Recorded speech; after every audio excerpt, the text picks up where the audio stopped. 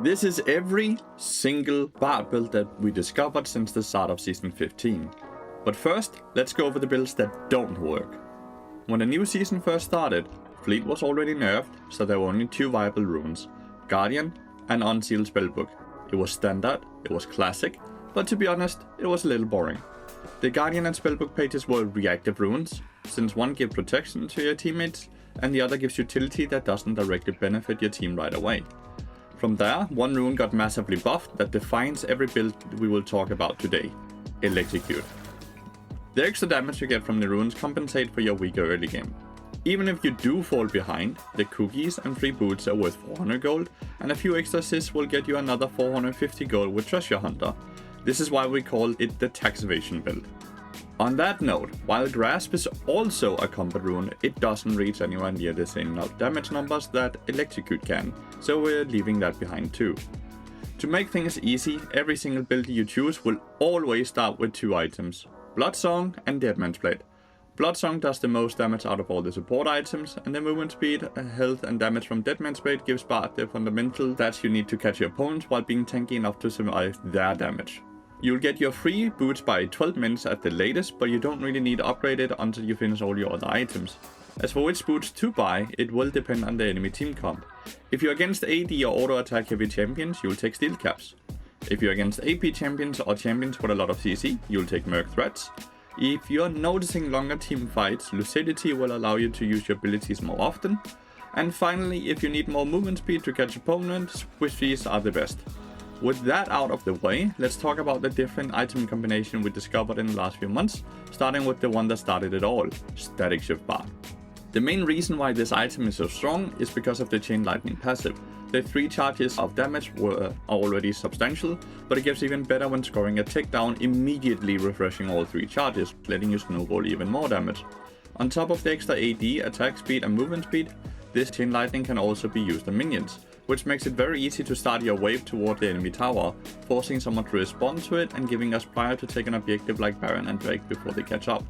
From there, you can choose between a few different item archetypes.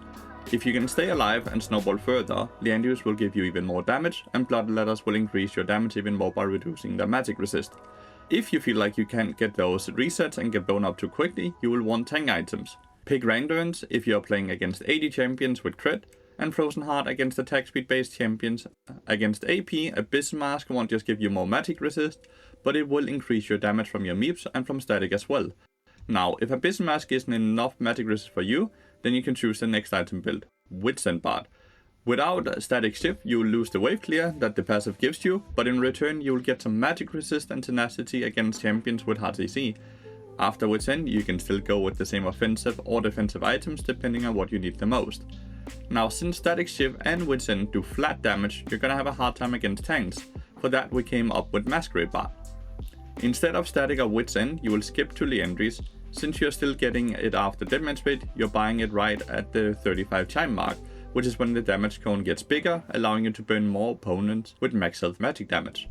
From there, you'll go Blood Letters to shred your opponent's magic resist, ending with Riftmaker for the ramping damage and to increase your own health to stay alive in these extended fights.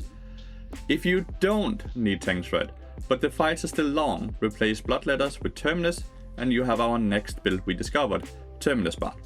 Since every auto attack with Terminus increases your armor and magic resist, you'll get more tanky during the team fight, which keeps yourself alive. Not only that, your auto attacks give you armor and magic penetration, which synergizes well with the AD from your auto attacks and from the AP from your meeps. Just like the Static and Witsend build, your last item can be quite flexible depending on what your team needs. Now, what if you completely ended and got super far behind? In that case, forget everything we talked about and welcome to Budget Bard. After Deadman's Blade, your next item will be Locket. It's super cheap and gives you resistances against all damage types. The active also gives you a shield that increases your entire team's effective HP by a substantial amount. After that, you'll go Imperial Mandate. Your meeps will slow all targets in a cone, so it will also mark all enemies with the item, increasing your DPS when you're playing with your allies.